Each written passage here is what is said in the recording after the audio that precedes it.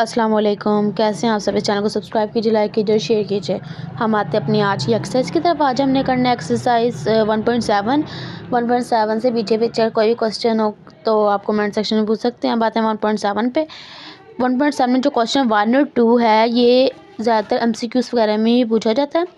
ये है पढ़ते हैं statement. Classify the matrix as upper triangle, triangular, lower triangular or diagonal, and decide by inspection whether the matrix is invertible. Recall that a diagonal matrix is both upper and lower triangle, so there may be more than one answer in some parts. ठीक है, इसमें सबसे पहले हमें देखना है कि वो अपर ट्रायंगुलर है या लोअर ट्रायंगुलर मैट्रिक्स है या डायगनल है।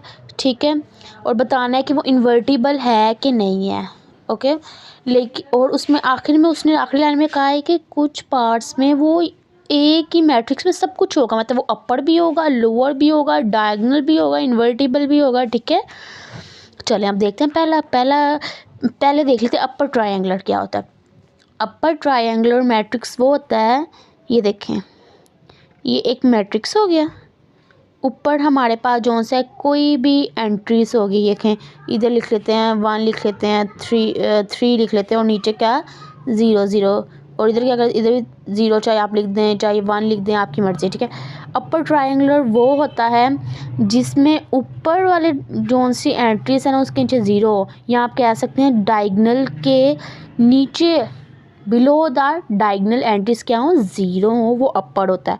ठीक है, और लोअर में क्या होता है, लोअर में होता है, अब ये है ना इसके ऊपर हो 0। ठीक है ना, इनके ऊपर 0 हो, ये लोअर ट्रायंगुलर होगा।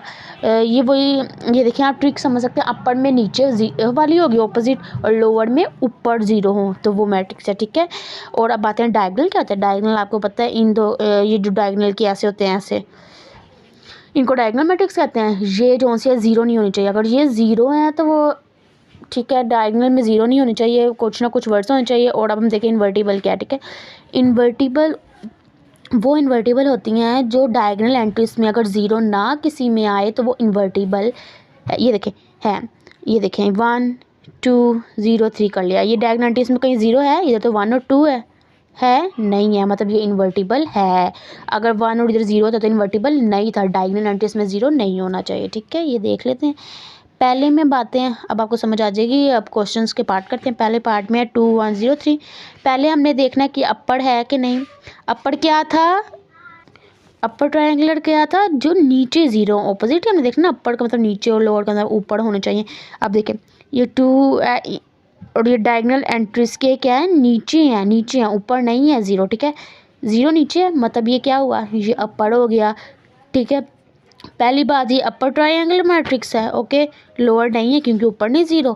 दूसरा क्या देखने के, डायगोनल है, ये बिल्कुल है। ये देखें ये वाली लाइन, ये वाले जो वर्ड्स होते हैं उसमें 0 नहीं आना चाहिए। इनमें कहीं 0 है, 2 और 3 है, 0 नहीं है, मतलब कि ये डायगोनल भी है। ये क्या क्या है, ये अपर वाला है, डायगोनल भी है और इन्वर्टिबल है। ये भी बताना है कि इन्वर्टिबल है कि नहीं। इन्वर्टिबल कैसे पता चलेगा कि सॉरी, ये जो मैंने बताया ना कि 0 नहीं होना चाहिए, ये इन्वर्टिबल का डायगोनल कहते हैं, मतलब ऐसे 2 3 5 6 कुछ भी ऐसे आ जाए। ठीक है ना, ये डायगोनल है।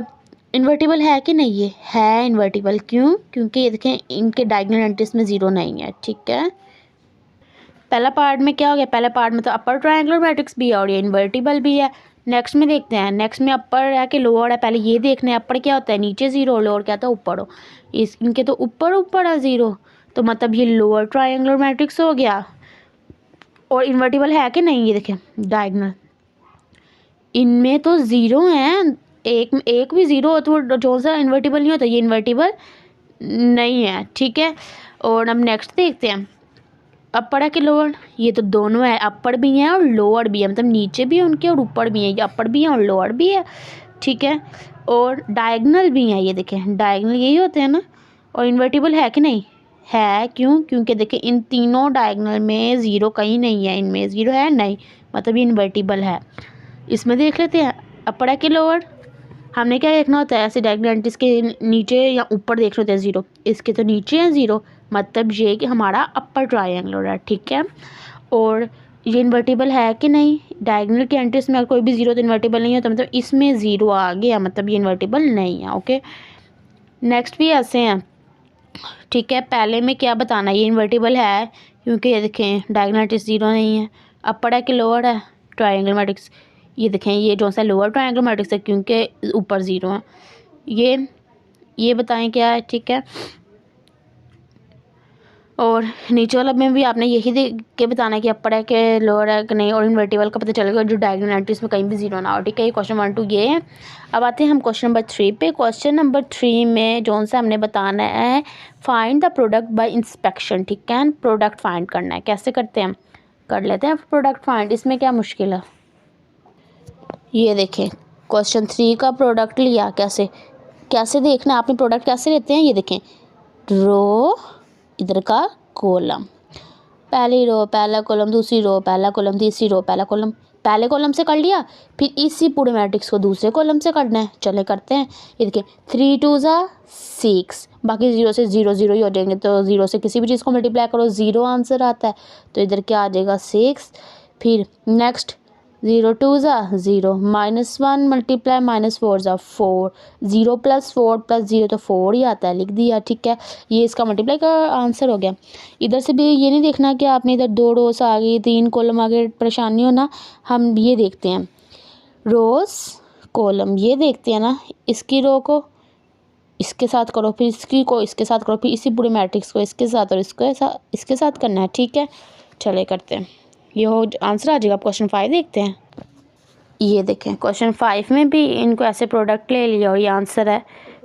क्वेश्चन नंबर 6 में 3 है, ठीक है। 3 वैल्यूज नहीं, पहले पहली और दूसरी का प्रोडक्ट लेंगे, इधर से रोस और इधर से कॉलम, इनका प्रोडक्ट लिया तो ये आंसर, फिर इस ये वैसे का वैसे और फिर इन दोनों का प्रोडक्ट लेके करेंगे, ठीक है। अब हम जो सा क्वेश्चन नंबर 7 देखते हैं।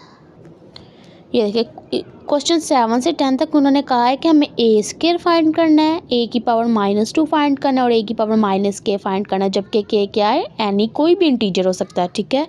ये देखिए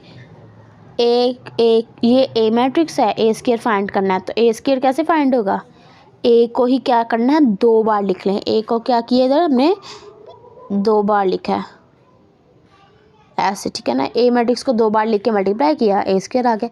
ए -2 क्या होगा, इसी का रेसिप्रोकल, ठीक है। ये देखें मतलब 1 के नीचे क्या होता है, 1 के नीचे 1 नहीं होता, तो 1/1 होता है, 0 वैसे के वैसे, तो 4/1 है।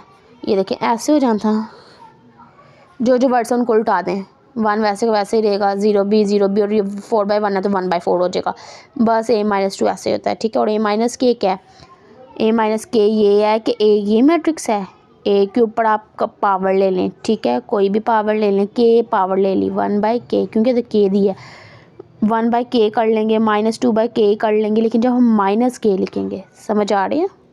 ये देखें मैं सॉल्व करके बताती हूँ एक की बार -k कैसे फाइंड करना है। ए मैट्रिक्स ये है, ठीक है, ये ऊपर -k है, पहले हम जो से अगर इसके ऊपर -k ही आप पावर रखते हैं, हर जगह -k आपने करना है, फिर -k 0 -k -2 -k, ठीक है। अब देखें अगर हम -k को +k लाना चाहें तो क्या करेंगे, इस वाली चीज़ को रेसिप्रोकल कर देंगे, मुझे कुछ नहीं तो क्या है 1 है, मतलब 1 हो जाएगा, तो क्या हो जाएगी k, 0 को ऊपर कोई भी पावर हो कुछ पे तो 0 ही आंसर होता है। अब -2 को -k तो क्या करेंगे, उल्टा देंगे, ठीक है ना, उल्टा देंगे, 1/-2 की पावर k, तो पॉजिटिव हो जाएगी, ठीक है ना, यही रूल है ना। और ये हमारी a की पावर -k हमने फाइंड करनी थी, कर ली, यही आंसर है, ठीक है। ये देखिए अब क्वेश्चन नंबर 8 पे आते हैं। क्वेश्चन 8 को ए मैट्रिक्स ए स्क्वायर फाइंड करना है, मतलब ए ही मैट्रिक्स को 2 बार मल्टीप्लाई करना है, ए को ए से ही करना है, तो ये आंसर आ जाएगा। फिर जब ए की बार -2 करना है, मतलब हर वर्ड को उल्टा देना है, 36 है नीचे कुछ नहीं है तो 1, 36/1 = 1/36, 0 0 वैसे रहेगा, ये 1/9 हो जाएगा, ये 1/25 ये हो गया, ठीक है। ए की बार -k मतलब हर एंट्रीज पे हमने क्या करना है -k लिखते हैं, ठीक है। हमने -k किया था तो +k बनाने के लिए उसको उल्टा दिया ना, तो ये +k बन गया। क्वेश्चन 9 देखते हैं। ये देखें ये ए मैट्रिक्स है, ए स्क्वायर फाइंड करने के लिए इसको इसी से मल्टीप्लाई किया तो ये आंसर आ गया है। -2 के लिए जो सा है हमने इसी को जो सा उल्टा दिया हर डिजिट को, ये आंसर आ गया। -k के लिए पावर इधर से लेंगे, ठीक है, हर डिजिट पे पावर लिख देंगे और +k करने के लिए हम उसी को उल्टा देंगे। उल्टा दी। क्वेश्चन 10 जो सा है वो भी ऐसा ही है। ए मैट्रिक्स दिया हुआ है, ए स्क्वायर करने के लिए ए को ही ए से मल्टीप्लाई करेंगे, ए स्क्वायर आ गया। A-2 के लिए जो सा वर्ड्स को उल्टा देंगे, माइनस में पावर लानी है ना, और A-k के लिए पहले हम जो सा उनको उल्टा देंगे और के लिख देंगे, ठीक है। जो आगे क्वेश्चन नंबर 11 है ना, उन्होंने कहा हुआ है कि इनके प्रोडक्ट करने हैं। 3 मैट्रिक्स दिए हैं, पहले दोनों को मल्टीप्लाई किया तो ये आंसर आया, फिर तीसरी वैसे की वैसे, फिर इन दोनों को मल्टीप्लाई किया तो ये आंसर है, ठीक है। 0 0 0 है तो 0 0 0 क्या होता है, नल मैट्रिक्स ही होता है। ये देखें, ये क्वेश्चन नंबर 12, 3 मैट्रिक्स थे, पहले दोनों को सॉल्व कर लिया, तीसरी वैसे की वैसे, फिर इन दोनों को सॉल्व किया तो ये आंसर आ गया, ठीक है।